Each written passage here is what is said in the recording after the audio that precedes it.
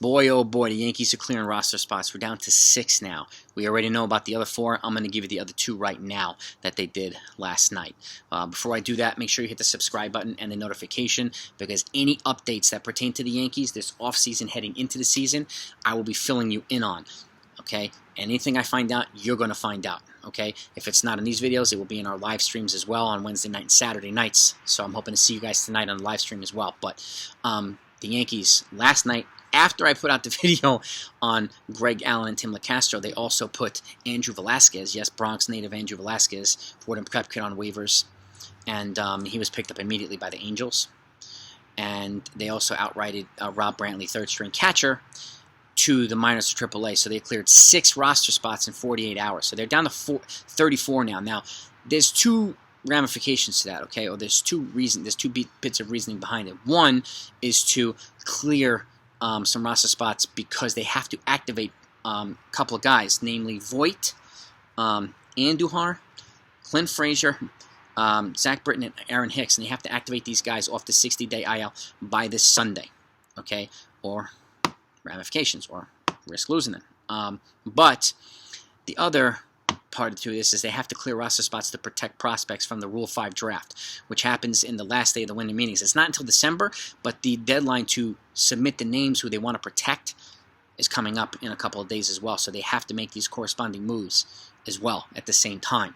So that's why you see a lot of moves happening recently. But now it's Brett Gardner, Darren O'Day, Tim LoCastro, Greg Allen, Andrew Velazquez, and Rob Brantley are all no longer with the Yankees right now. Okay, I mean, there's an outside chance they might bring back Gardner, but I don't see it happening personally. But, you know, and this also leaves the outfield thin because they've gotten rid of their 3 fastest guys, LoCastro, Allen, and Brett Gardner in the last 48 hours. So I'm under the assumption, or I'm hoping that they bring in, you know, another athletic-type outfielder, somebody like an Eddie Rosario or even a Starling Marte, because they can't leave everything to Estevan Florial as the 4th outfielder to back up all these guys. They're going to need somebody who has performed and can perform at the major league level, because they just got rid of a lot of the guys who represented those fits. But that said, I'm going to go over the guys that I think they should be protecting for the Rule 5 draft, okay?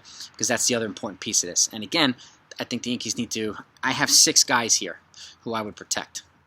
So in my view, they have to clear a couple more roster spots, and I can see that happening.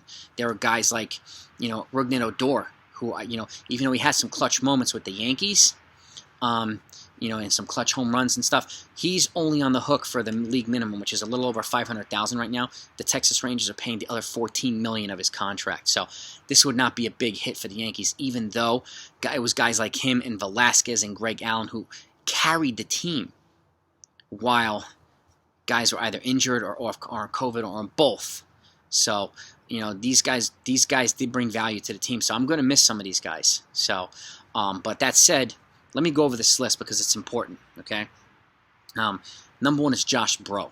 Okay, they drafted him in the 2nd round in 2018. He's 24 years old, though, so he represents the cutoff in age. And just so you know, if they sign a player who's 18 or younger, they have, any team, you have 5 years to put him on the 40-man roster, or he's eligible for the Rule 5 draft. If somebody's 19 or older, you have 4 years to put him on the 40-man roster, or he's eligible for the Rule 5 draft. Those are the main age cutoffs criteria for this. So Josh Bro here is 24, so he's 5 years past the age 19 cutoff, and he was drafted in 2018. So, and this is his first time being eligible for the Rule 5 draft. He's a catcher. He's one of the few catchers, and the next one is a catcher too.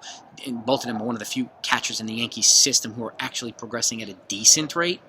But that said, there's still no obvious replacement for Gary Sanchez. So that's why I keep proposing trades with high-end catching prospects, or suggesting they should either acquire a trade, like I put Sean Murphy in a trade proposal with the A's the other day, A's and Yankees, who would be a huge get, or a top-end, you know, elite catching prospect who might be blocked by a top major league player at that position. So, but Bro is one of the catchers, and Donnie Sands is the other one. He's 25 years old, so he's past the age cutoff too, but he's been with the Yankees since 2015. So he's been here for a little while, and he's also a catcher. But these are the 2 catchers I would protect personally from the draft. Okay, he's 25 years old. The next one is Everson Pereira. He's 20 years old, but the Yankees drafted him pretty young. He's also an outfielder with speed, and the international prospects tend to get drafted a little bit younger at 15, 16, 17, like guys Jason Dominguez was drafted at 17. So this kid, Roderick Arias, who they're expected to sign in the international signing period starting in January, he's like 16. So these guys are young. So by the time 5 years come, they're 21 years old when a lot of college players are drafted. So for the first time. But Everson Pereira is another one. He's 20 years old. He's a dynamic outfielder with speed. So, and which to me is a smart move to make. And the next guy is Ezekiel Duran, who's a dynamic infielder who plays multiple positions, also with speed. The Yankees just got rid of, like I said, they got rid of LoCastro, Gardner, and Greg Allen, 3 of their fastest players. They pretty much have Tyler Wade left, who has wheels. So protecting guys like this who have a shot at moving up in the system, that have speed and are also decent contact hitters, to me is a smart move for the Yankees. So those 4 guys are there, and he's been here since 2017, so 5 years already. So, and he's 22 years old, so they drafted him at 17, or signed him at 17 internationally.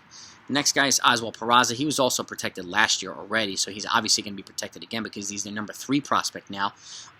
He's been here since 2017. He's a 21-year-old guy now, so they drafted him at 16.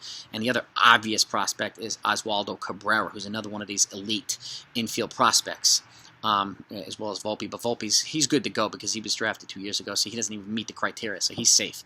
But Oswaldo Cabrera is the other one. He's also shortstop / second baseman.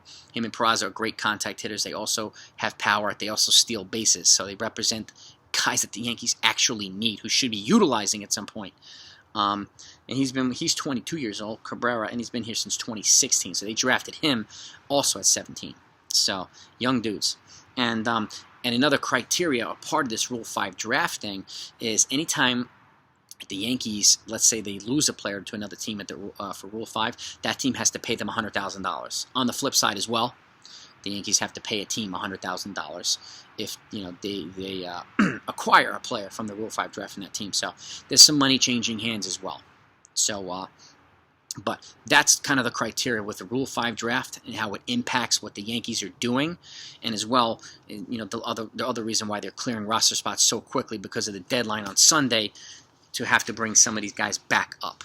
So to put them on the 40-man, getting off the 60-day IL. So.